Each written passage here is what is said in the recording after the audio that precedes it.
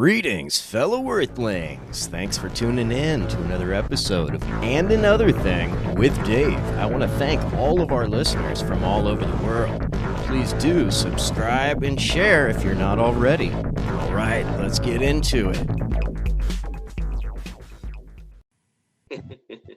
Yeah, there is absolutely no way to transition and keep people from dying of poverty without a universal basic income.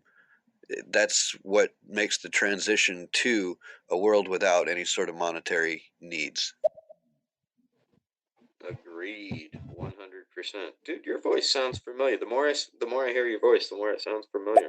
There are several new parties trying to start up from what I'm hearing. I am not interested because I'm telling you, autism gets rid of the problems that they're presenting. Look, you're telling people to stop participating in the system, stop letting them control things, but then here, get involved and do like the Romans do. Hello? I'm sorry, but I disagree here. You're right about before. We were in agreement completely. But now I gotta disagree. I don't think so. I'm not gonna do as the Romans do. I'm not building a party. I'm gonna ignore the system and I'm gonna work on my own self-sufficiency and I'm gonna encourage every other individual in the masses to do so. Totally. Yeah, that's definitely one way to do it, and I got nothing negative to say about that at all. I think that's easier done for some people than others. Some people are kind of stuck in the quote unquote matrix or whatever. They're just gonna, the hand to mouthers. They're gonna do whatever they gotta do in the moment. But it's up to us that have a little bit more leeway, to forge this path, to have these conversations, to come up with these ideas, and it might sound like we're in disagreement right now, but I really don't think we are, brother. We might have hit one point of contention or something, but I didn't feel it. So I think it's really about just having the conversation and seeing what works and figuring out a path forward. But so many aspects of every aspect of our society has to change. Really, every fucking single one. I do not have more leeway, my friend. Trust me. I'm at the bottom here. I'm scraping together trying to make things work from nowhere. But that's how it's done. That's what I meant. I'm speaking of my own condition and my own situation, and I always try to come from that place. So, if I seem like I'm telling you what you ought to be doing, please ask, because 90% of the time that's not the case. And if I am, I want to check me on it, call me on it. But 90% of the time, that's not going to be the case. But no pressure. No pressure. No pressure. We don't do peer pressure up in this joint. You come as you are. Come as you are. We respect our non-smoking friends as much as we re-smoke our heavy token friends. Yeah. I call her Mary Jane. That's my song right there. That's like Half Baked. That's one of my favorite movies. Last dance with Mary Jane. One more time to feel the pain. Okay, Dave. Yes. That's I feel summer creeping in, and I'm tired of this town again. What other Mary Jane songs we got? That is a shit. And then there's some metal shit that's awesome, but I'll sing it mellow. Right? Isn't that? That's Bye Bye Miss American Pie, right? Yeah. Yes, it's a parody. It's an MJ parody. Damn you, an MJ parody. Okay, fuck, I love parodies. Weird Al Yankovic. I was thinking I could do something like that called like Weird Dave Spanks His Dick, or I don't know, whatever. Weird Dave, maybe just weird. Leave out the whole Weird Dave, maybe. This'll be the day I got high. This'll be the day I got high. I like that Oh, one. fuck. Oh, you nailed that one, dog. You nailed that one. Yes. Can I make that like my, I want that to be my ringtone. I found a reason for me to wash my hands after I pee. A reason to wipe when I poo. And the reason is you. Oh, shit. Oh, oh, you're fucking killing me right now. That is rich. I got an Alanis Morissette parody. You want to hear it? You've already bent me over. You're inside of me. Don't be alarmed when you see my elbows behind my knees.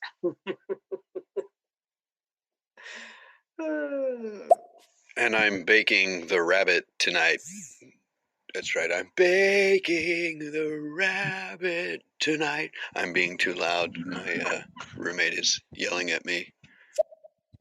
Oh my fucking god, he's good. Baking the rabbit tonight.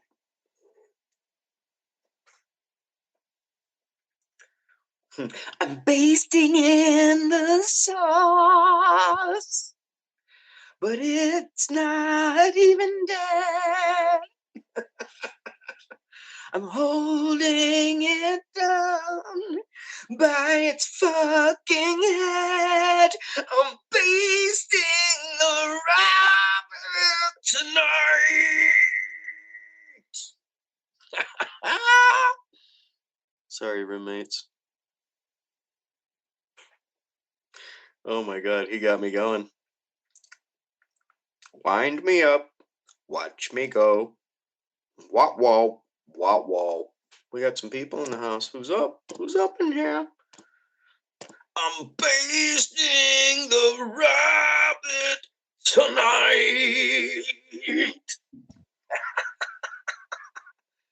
Nikki baby 23 still listening in the house. What's up? I haven't heard from you in a minute. So I come to you with broken arms, right back to you after you're done beating me. Broken arms.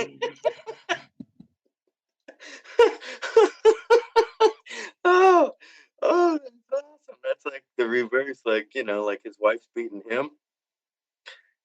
So that makes it funny, right? Because if it was about like wife beating, then that would not be funny at all, right? That'd be horrible, right? But funny because he's a dude saying, beating me. Oh shit, Bajilic, you're killing me, dog. Keep it coming, keep it coming. You're firing me up. And the creative juices are starting to go. I'm oh my goodness, I better just pull one of these. Let me think about inspiration. Miss Dimples? So these are all originals, and I really don't have a very long list. I'm trying to think if I have any more. I think I might have hit them all. Oh dude, no, you're killing me. Like, yeah, exactly. Like let's just improv it. Let's keep it going here. What else can we think of here? What do you call a blind German? A blind German. Stumbleline? Das Stumbleline? I don't know. That's a good one. What do you call a blind German? What do you call an Irishman passed out over a coffee table? Irish yoga. Not see. Not see. It's not see. No, it's no bueno. Sí, sí, sí, no, no. ¿Por qué sí? ¿Por qué no? ¿Por qué no? Porque sí. ¿Por qué? Uh-oh, I think we lost Miss Dimples. Miss Dimples! She'll be back. She'll be back. Who else we got in the house? Nick Baby, we got Vigilik, and we got Everett Kreiser. Cool. Everett Kreiser, how you doing? Lesson to self. Include punchline in joke in message with precursor to punchline. What do you call that part of the joke? The prefix? No, I don't know. I don't know. Would that be the body? I don't know. Good question. Yeah, you get the punchline, and then you get the what? The build up. The build up. Is it the build up? Or the body? I don't know. Bill Burr, are you listening?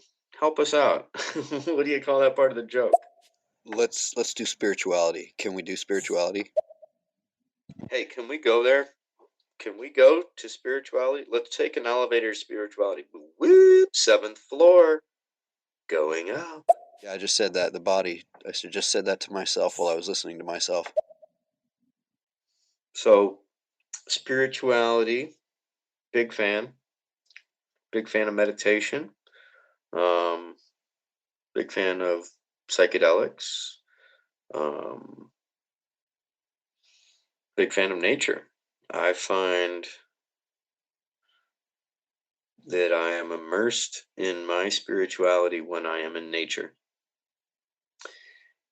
And what helped me see this were psychedelics. One experience in specific, I had this epiphany where I'm no better or worse than a blade of grass, and I kind of bonded with this little patch of grass that was right next to me on a mountaintop. And that's never really left. I've had some of the deepest connections I've had in my life have been in nature and with animals. Yeah, some profound experiences for sure. I was lucky enough to rescue a little baby duck once. Might have been the best thing I've ever done in the world. Reunited it with a different family, and it was accepted. Swam right up, and the mother looked at it for a minute, like, "You're not mine, but jump in line, whatever." I was like, "Yes, score, mission accomplished."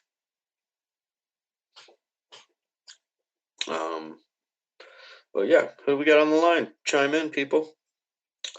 What is your spirituality about?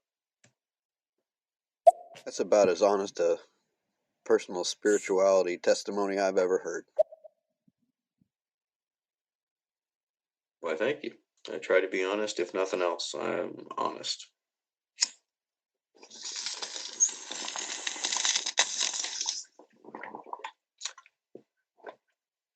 One time on Salvia, I saw the end of the world, which really freaked me out and made me want to unite people. And in hindsight, that's kind of like, maybe that's why I started my podcast and everything, which is all about just sharing documentaries and trying to educate people as to how we've been divided and conquered and who has done the dividing and conquering and how it's been going on for 100 years. Yeah. I like that there's no claim to knowing God or karma or an afterlife existence or anything, higher power other than just nature, because nature's what you know is there, and it's where you came from one way or another. So why not just focus on what you can be sure of, and leave the space where you put your fake answers as a void. Leave it empty. Let it wait until there's solid answers that can be put there. That, to me, is honest spirituality. Agreed, brother. Agreed. I mean, who doesn't have questions, right? But that's questions. But I can go sit by a babbling brook. Today I rode my mountain bike by a stream. I heard the stream burbling under this bridge. I was like, "Rrrt." I had to stop. I'm like, oh my God, that's fucking soul food right there. And I did, and it was just like, just like, oh my God, so cleansing, such a breath of fresh air.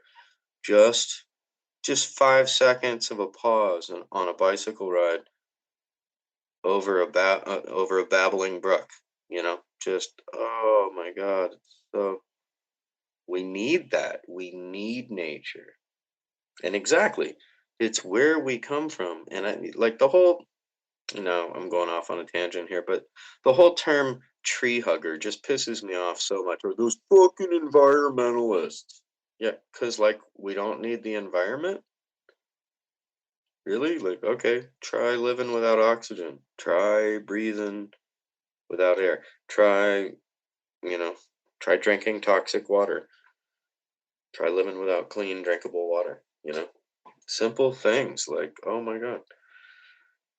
But once again, all brainwashing from corporations, divide and conquer tactics, trickle down theory, all that. Yeah, so like the oneness with the patch of grass, the bond with the patch of grass, that sense of oneness that we get from spirituality from every angle.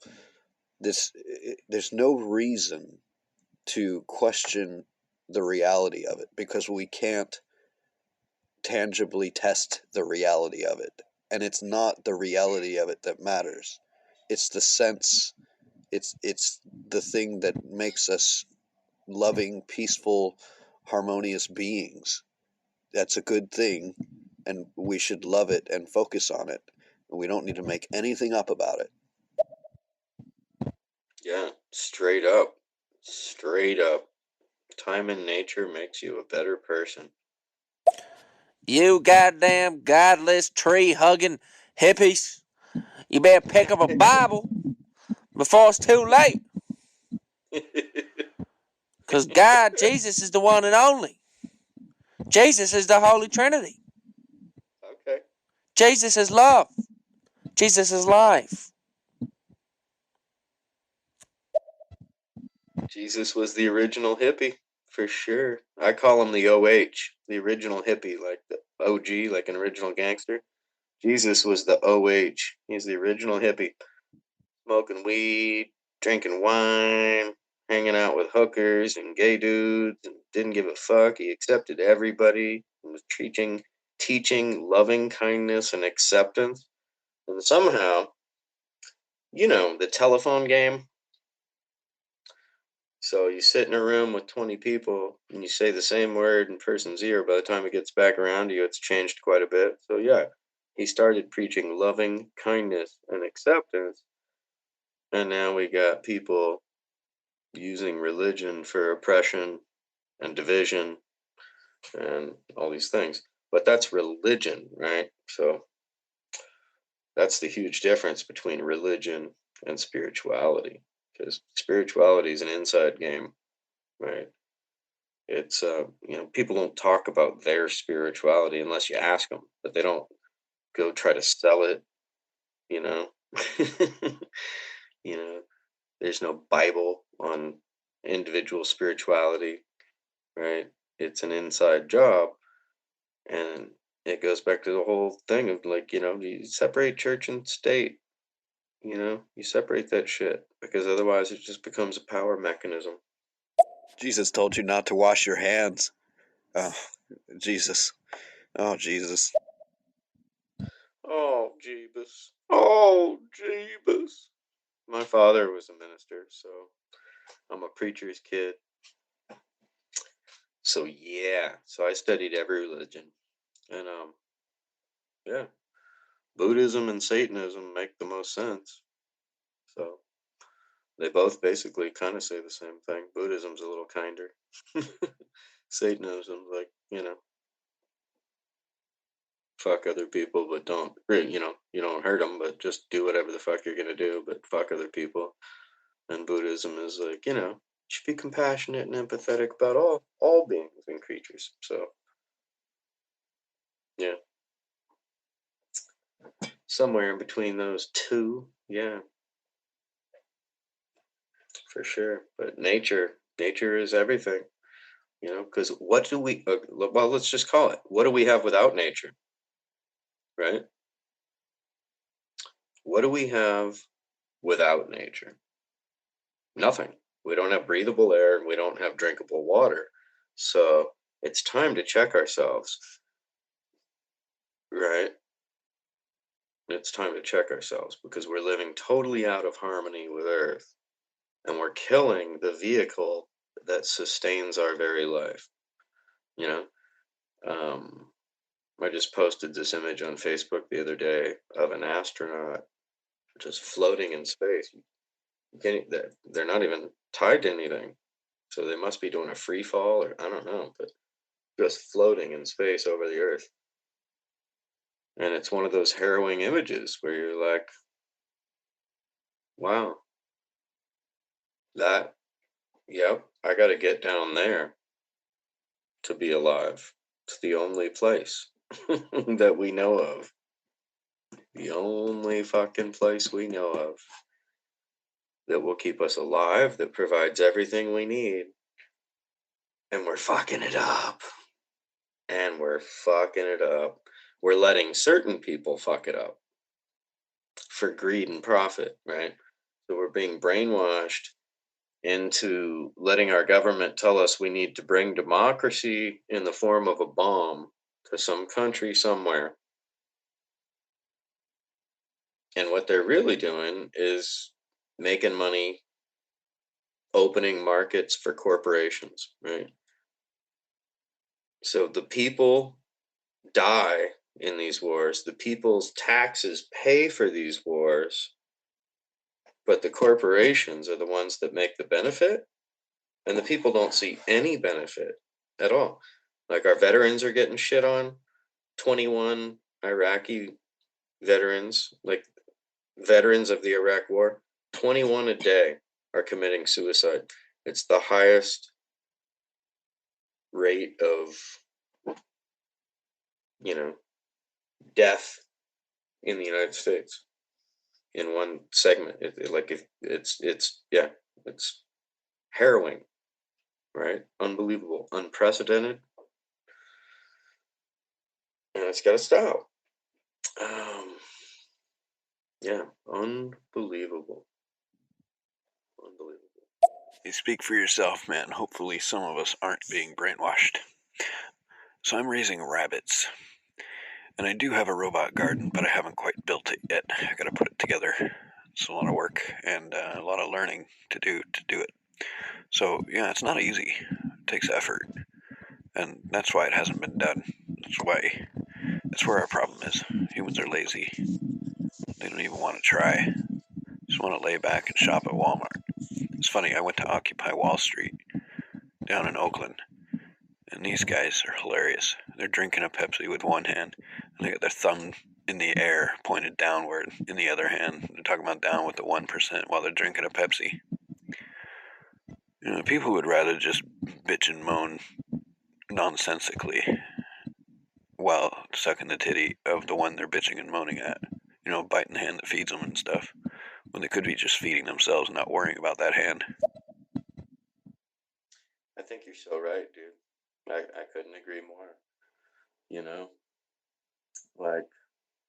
We need to bring back unions and even more, to take unions to the next step, to have like neighborhood coalitions to get together and talk about, like, hey, okay, so what crops are you growing in your backyard? Okay, you're growing a fuck ton of onions. Okay, you're doing onions and garlic. Okay, you got that covered. Okay, Bob, you're doing lettuce. Okay, cool. I'm gonna do tomatoes. Okay, sweet. Right? You do like a neighborhood coalition. Exactly, and we can supersede these oppressive systems by designing our own systems that make them irrelevant. So I love where you're going with that, Vigilic, because What the fuck is more rebellious than that?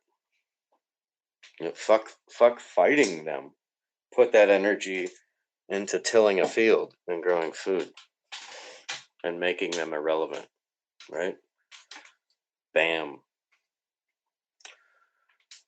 What's the saying? Give a man a fish, he eats for a day. Teach a man to fish, he eats for a lifetime. Teach a man to farm. Teach a man to farm. I don't know, dude. Unions are for labor forces, right? Is there another purpose? Because we're talking about an automated world where there's no labor force. People don't have to do that anymore. If you want to make a chair, make a chair. If you want to make clothes by hand, someone wants those clothes made by hand. But there's no reason for them to pay for it because they can give you something they're doing. And, it's just like, I don't know. I guess it's hard to really grasp the entirely different world it would be. That there would be no need for unions because there's no labor, not human labor. Yeah, I guess that's a little hard for me to grasp just because it's so far from where we're at right now, I love the vision, but yeah. I guess maybe I'm just trying to bridge how do we get there kind of thing, right? So maybe that's where I was coming from is how do we get there, right? Because you have these oppressive systems and your government's giving away all this money to these corporations right now where they could, instead of giving subsidies and grants to corporations, they could, and tax benefits and tax breaks, they could be giving that to startups for, local community co-op farms. But that's not going to happen, right? So let's get real. But yeah, I don't know what happened to Miss Dimples. Her phone must have died. But Mr. Vigilic, I'm loving talking with you. You birds right here. Anything else on your mind? What you thinking about? I'm kind of fading a little bit, but enjoying the conversation, and would love to keep it going. If you got anything else on your mind, let me know. Yeah, I get it. I'm not sure how unions might come into the transition. I suppose there's definitely some thought to be done there. But I mean, it's not like anybody's going to try to really carry this transition out on the upper levels. This is something that individuals have to grassroots do independently on their own. People have to decide to change their priorities to things that actually matter. The Kardashians ain't going to cut it. But, what are the chances? How do you get that to happen? How do you change so many minds? I don't know. I mean, I can only tell a few people, and most people don't get it and aren't interested, and they're scared of Skynet. And a few people get it, but they kind of already got it, and there's nothing they can do any more than I can. But we just got to do our own and encourage others to do their own. Right. That's it. That's it. We can only do what we can do in this moment. But hey, even doing what we're doing right now, with talking with each other, that helps, I think. It helps me to hear you and your ideas. That gives me confidence that somebody else is thinking along the same lines, you know. Doesn't make me feel like I'm an island out here. So, if nothing else, we can support each other and help each other come up with techniques and how to bridge this gap from where we are, which is so fucked up and so out of touch with nature, to where we need to be, which is more in sync with nature, regenerative farming and living in harmony with the planet. and breaking down these oppressive financial systems that are based on debt, that are solely based on debt, and debt equals oppression. So our whole financial system is based on debt. And once you see that, the fiat currency system and the petrodollar and all this shit, it just becomes so evident that this, it's a total house of cards.